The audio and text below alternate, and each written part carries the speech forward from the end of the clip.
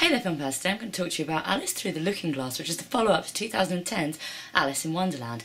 The difference is that the first film was directed by my favourite director, Tim Burton, and wasn't perhaps on par with some of his top work. This time he's just the producer, and I think you can feel it in the overall tone, which is a lot brighter and more garish. The first film, as I say, I was a bit disappointed with, but when I rewatched it I did enjoy it more.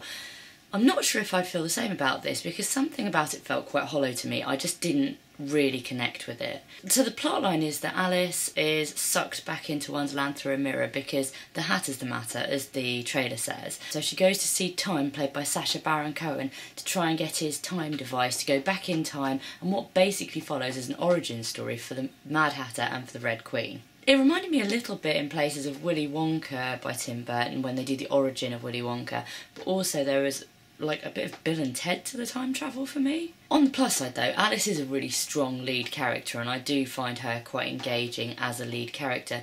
A lot of the extra characters I'm not so crazy on. That said, Sacha Baron Cohen does a really good job of joining the cast, and his performance is entertaining but also interesting. I do think he's really good. Time has some really irritating little sidekick creatures though that sound basically like that meerkat off the advert, like Alessandra or whatever.